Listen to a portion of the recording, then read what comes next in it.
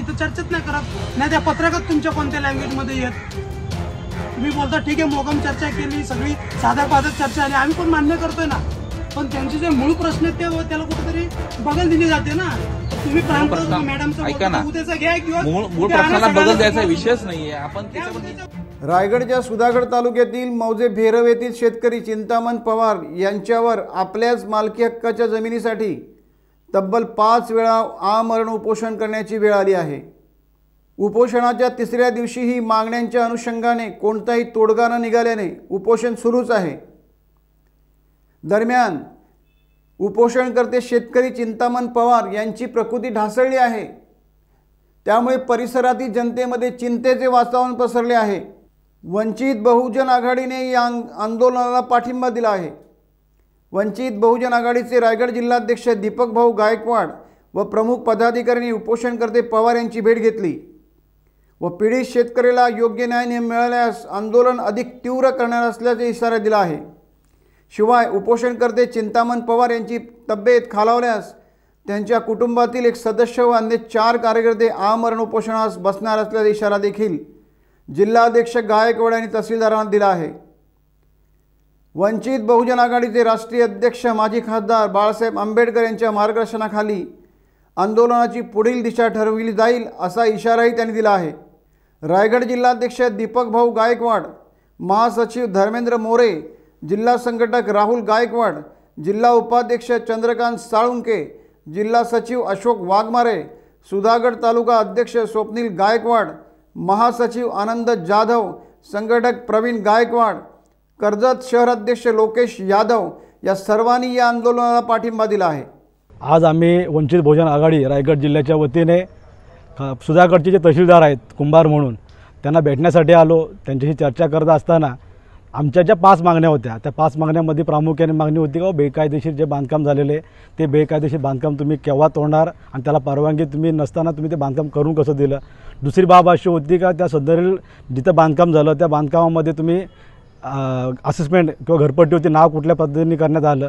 ज्या गोष्टीसाठी तुम्हाला बंगला किंवा घर बांधायचं असेल तर कलेक्टरची जी परमिशन हवी होती त्या कलेक्टरच्या परमिशनमध्ये कुठल्या प्रकारची कप्रत ही ज्या जागेवरती जाऊन करावी लागते त्याच्यामध्ये कुठलीही नियमितता नसताना कुठलेही पारदर्शक नसताना डुप्लिकेट कप्रत करून अशा अनेक त्यांनी भ्रष्टाचार करून ते जे प्रकरण केलेलं आहे आणि तिथं अनधिकृत त्यांनी त्या शेतकऱ्याची जमीन ताब्यात घेऊन तिथं भरमसाठ म्हणजे असं तालुक्यामध्ये ज्या ज्या ठिकाणी आपण बघतो का बाबा का तहसीलदार असतो का तो तहसीलदार तालुक्याचा बॉस असतो त्यांनी जर मनात आणलं तर तो निर्णय देऊ शकतो. पण इथला जो तहसीलदार आहे हा तहसीलदार त्या बिल्डरचा अधीन गेलेला आहे. साधारण बघितलं गेलं तर चर्चा आम्ही केली त्या चर्चेमधून त्यांना असं दिलं का बिल्डरला कुठेतरी वाचवण्याची भूमिका त्यांची आहे. TRAने जे काम केलं आहे त्या अधिकाऱ्याशी कुठल्या आमचं अजून संभाषण झालं नाही. त्यांना कुठल्याही प्रकारचं आजपर्यंत काही पत्र दिलेलं नाही. हे सर्व मोगम त्यांचे आम्हाला आता उत्तर दिलं. त्या मोगममध्ये त्यांनी लिहिलं की आम्ही प्रयत्न करू आम्ही हे करू. आम्ही त्यांना म्हटलं जे चुकीचं काम केलं त्या चुकीच्या कामावरती तुम्ही आम्हाला व्यवस्थित उत्तर द्या. आमची भूमिका आहे का त्या जो आमचा शेतकरी गरीब आहे तो गेल्या 11 वर्षी तुमच्याबरोबर न्याय मागतोय. तुमच्याकडे येता येता ज्या चपली जी झिजलेल्या आहेत त्या झिजलेल्या चपली त्याला बाबा तुम्ही आता कुठे थांबवा. तो मरण्यापूर्वीच त्याला न्याय द्या. मेल्याच्या नंतर त्याला न्यायाची अपेक्षा नाही. या सर्व गोष्टीचा आम्ही विचार केला पण कुठेही त्यांना त्यांच्यावर तत्पर नाही. कुठेही त्यांना असं वाटत नाही का आम्ही न्याय द्यायची भूमिका आहे. पण आम्ही वंचित बहुजन आघाडीच्या माध्यमातून उद्या पूर्ण जिल्ह्यातून जिल्हा म्हणून आम्ही इथं उपोषणाला बसणार आहोत. जिल्ह्यातले वंचित सर्व पदाधिकारी इथं ठाम असणार आहेत.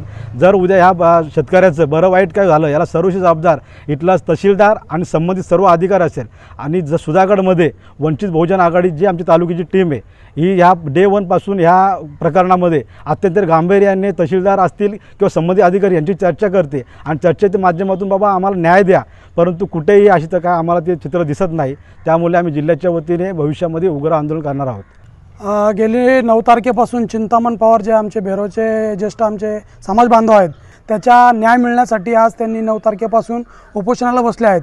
त्या डे 1 पासून आज वंचित बहुजन आघाडी आमच्या सुधागड तालुक्याची टीम त्यांच्याबरोबर त्यांचे सहकारी म्हणून आणि त्या उपोषणात सक्रिय सहभाग म्हणून तेही देखील त्या उपोषणात सहभागी आहेत.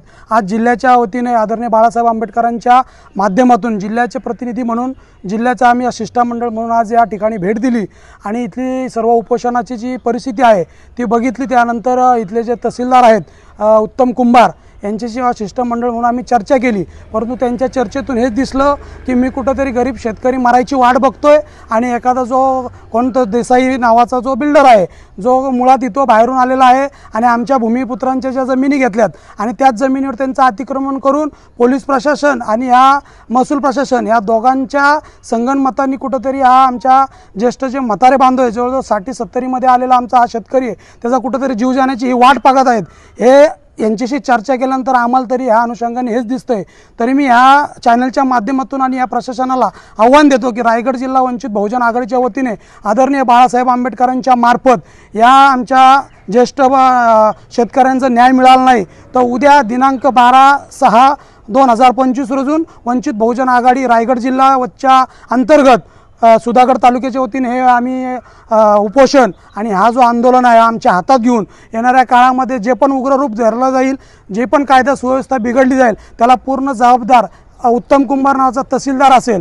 आणि येणाऱ्या काळामध्ये लवकरात लवकर यांनी जे हे प्रश्न आमचे सोडवले नाहीत तर कलेक्टर साहेबांच्या मार्फत या तहसीलदारांना आरोपी करून यांची चौकशी लावण्याचं काम बाळासाहेब आंबेडकरांच्या माध्यमातून वंचित बहुजन आघाडी करेल. आणि ह्या आमच्या ज्येष्ठ शेतकऱ्याला या केसाला जरी धक्का लावला आणि पोलीस प्रशासनाचं बळ वापरून इथं जर काय हे उपोषण जर तुम्ही स्थगित करण्याचा किंवा त्याला काहीतरी चिघळायचा प्रयत्न केला तर पूर्ण रायगड जिल्ह्याचं वादळ इथं या ठिकाणी येईल आणि जो पण कायदा सुव्यवस्थेला जो प्रश्न निर्माण होईल त्याची पूर्ण जबाबदारी ही या प्रशासनाची असेल. या ठिकाणी मी जबाबदार या रायगड जिल्ह्याचा अध्यक्ष म्हणून या ठिकाणी या प्रशासनाला आव्हान देतो. तरी पुन्हा एकदा या आव्हानाबरोबर एक विनंती करतो की आपण लवकरात लवकर या आमच्या ज्येष्ठ शेतकऱ्याला न्याय द्या. न्याय दिला तर आपलं सॅल्यूट, आणि जर अन्याय केला तर तुमच्या दालनात येऊन काळं फासून तुमच्या दालनाला आम्ही टाळं ठोकू. जय भीम, जय संविधान.